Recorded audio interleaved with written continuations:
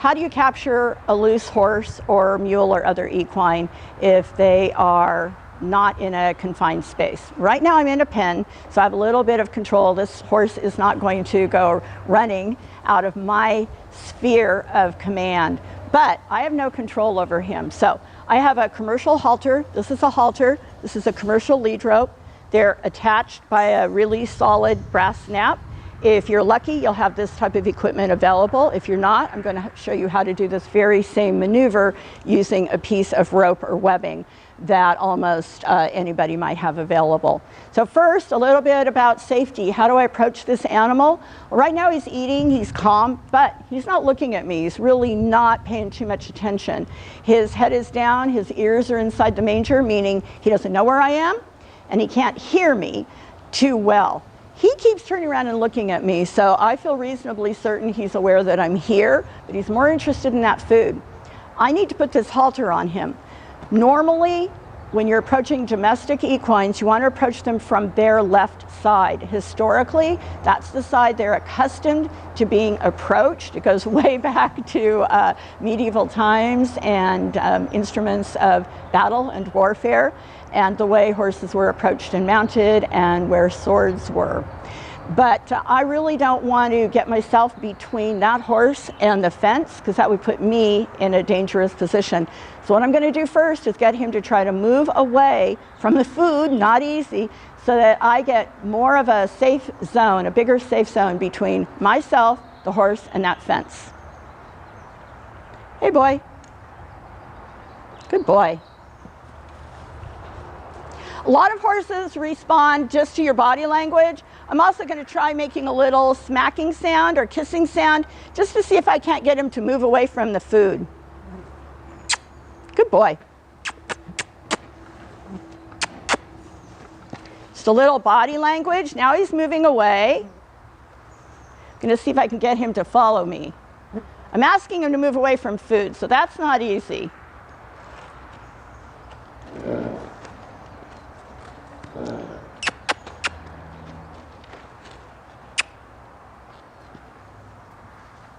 Oh boy.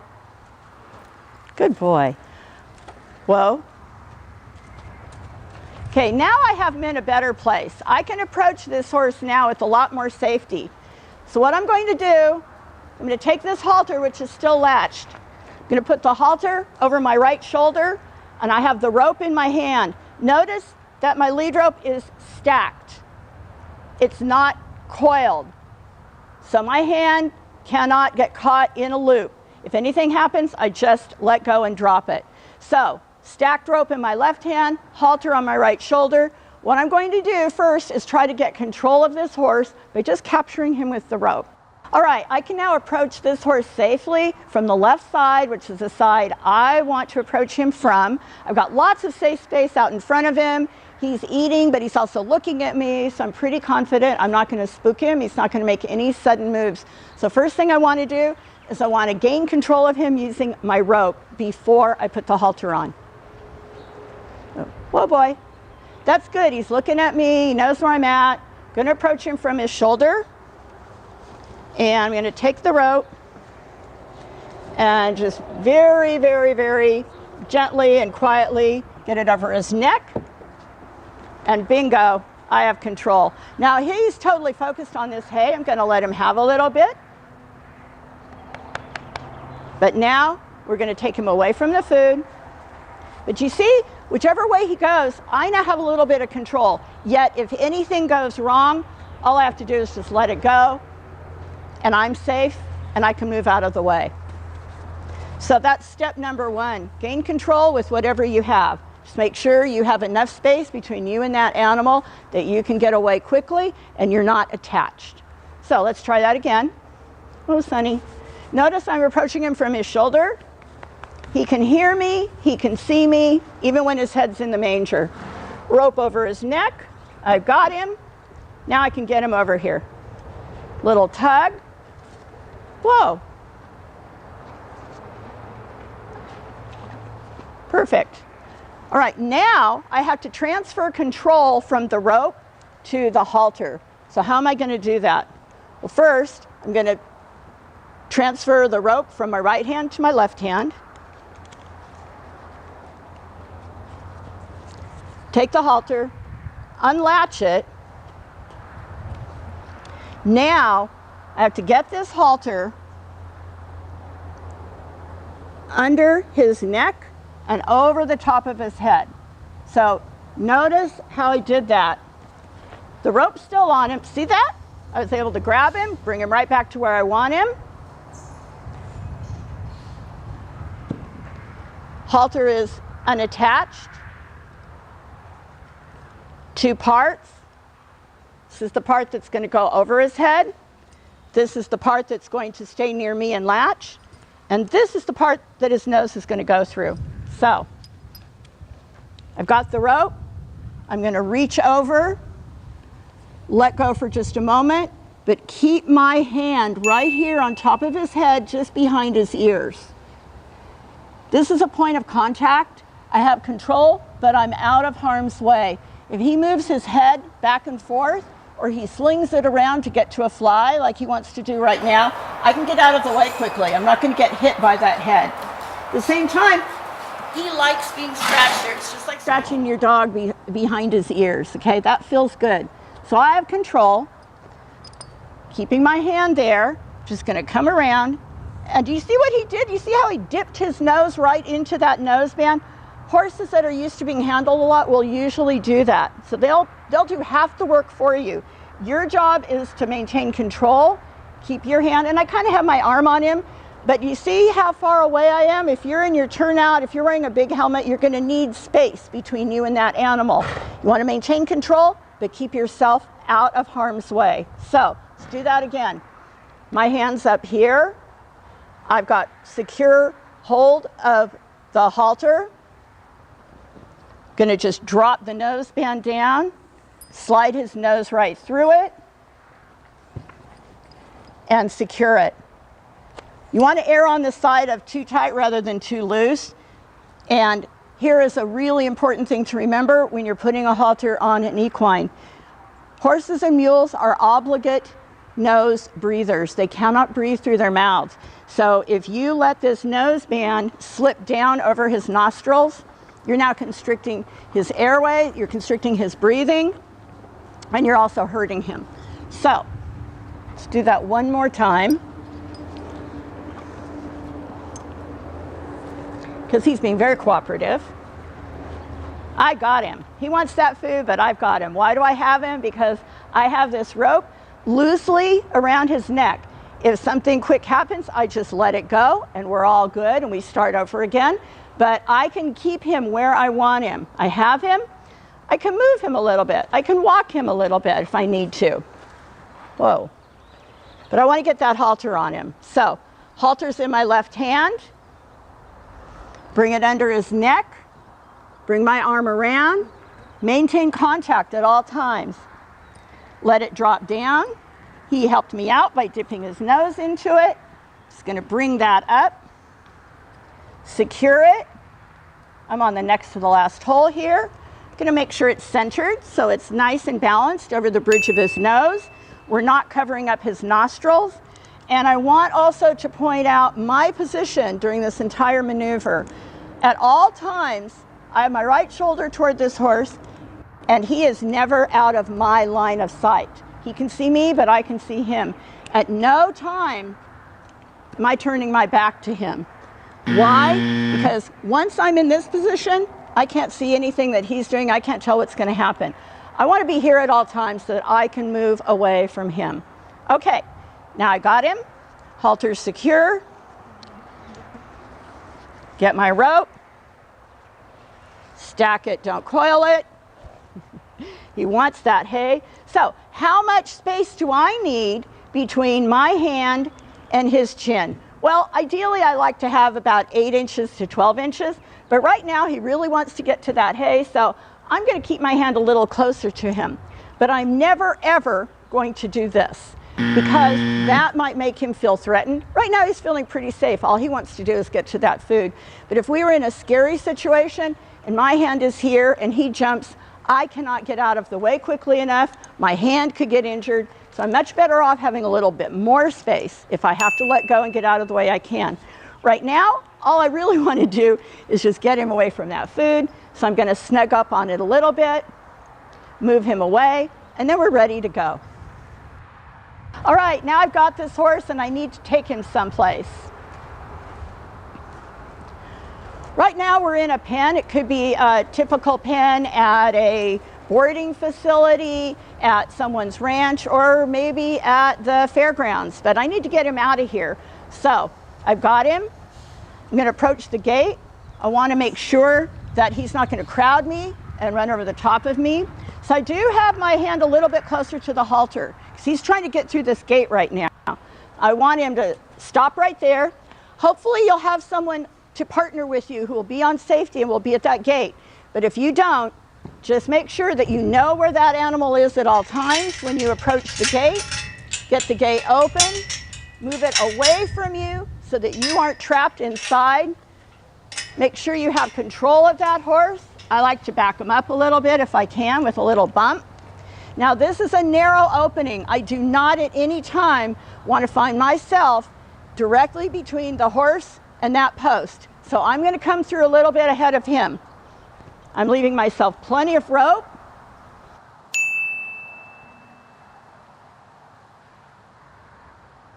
In case he takes off, I'm out of the way. We're safely through. Whoa, good boy.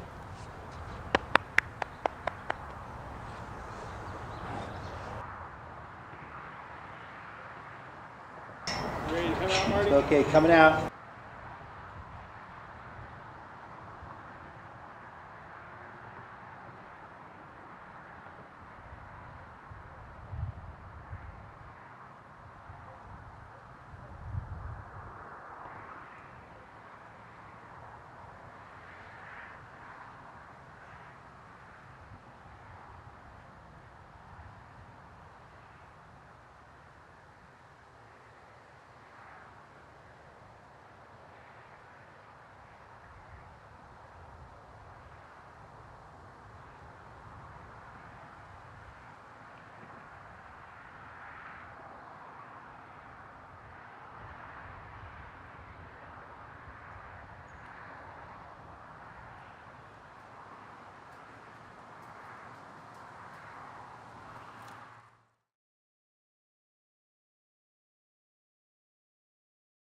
You may be in a situation where you have to capture some loose livestock or equines and get them from an open place into a more confined place. You need to get them out of the crowd, away from the crowd, and into a safer location.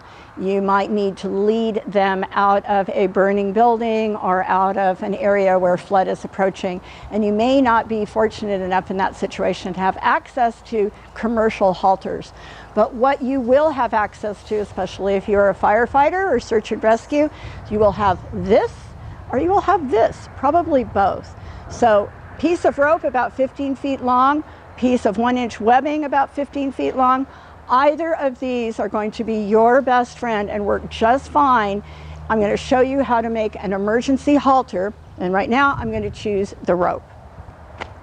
So, got to start out with a piece about 15 feet long if you can. If you don't have that long a piece, but you have a short piece of rope and a piece of webbing or 2 short pieces of rope, you can actually make the halter out of your shorter piece, and then I will show you how to make a lead rope out of another piece of material. But first, the halter. So you start out with your rope, prepare a loop. The type of knot doesn't really matter. You want a loop that's about the size of your fist. Going to approach the horse. Oh boy, easy, easy. Get that loop over its neck. Reach through, make a bite, slide the bite over his nose, snug it up, get this part back behind his ears, get this part up on the bridge of his nose. You're ready to go. You're not going to tie a horse up. You're not going to lead him too far with this setup, but the beauty of this is that you have control, but if things get out of control quickly, you just let go and it's going to fall off. You're safe, the horse is safe, you start all over again. Got a knot and a loop. Get that rope over his neck, pick it up, make a bite. Bite goes over his nose, snug it up, bring this back behind his ears, and go. Now, if you need to go a little bit further, or you feel the need to make this more secure, you can by adding a knot.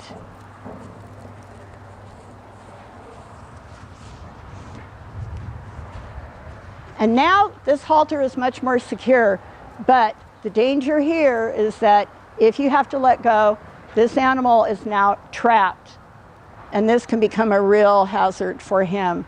So if you must, if you're leading multiple animals, if you have to go a further distance, this might be the way to go, especially if you have helpers who are there to catch a horse in case it gets loose. But most of the time, this is all you need, and this is all you want. So you got a horse and you got a halter, but you have no way to lead it.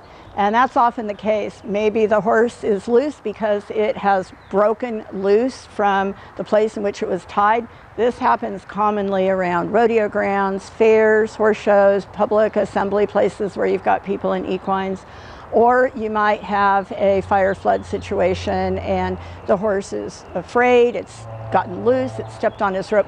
For any one of a number of reasons, you may encounter a horse with a halter, but no lead rope or not enough lead. So again, what do? If you have 1-inch webbing or you have some rope available, you can make a really quick and very secure emergency lead rope, and I'm going to show you how. So I really like the 1-inch webbing for this. It's strong, it's soft, and it's really maneuverable. So again, I'm going to start out with a piece at least 12 to 15 feet long. This is a standard 20-foot length. I'm going to feed the tail through the loop on the halter. If the loop is broken or it's not there, I'm just going to feed it through this lower part, the place where the noseband connects to this throat latch, okay? So feed it through. Give yourself a tail that's probably about 2 feet long. And now you're going to make a minimum of 3 and no more than 5 wraps. You're going to go 1, 2, 3. Take a bite. Slide it through this loop. Snug it up. Quick release. If anything goes wrong, I pull on it and either let it go or I pull it back.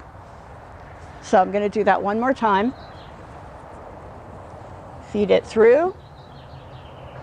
Got about 1.5 to 2 feet. I'm just going to go 3 wraps. Take a bite. Slip it through this loop, which is where the webbing has attached to the halter. Bring it through. Snug it up. Good to go. Now, what if I made my rope halter, but I didn't have enough rope to create the lead rope? If I have a piece of webbing or another piece of rope, I can use this very same knot to tie these two together, and now I have an emergency halter and an emergency lead rope, and I've got plenty of rope to lead that horse and myself into safety. And that's how you do it.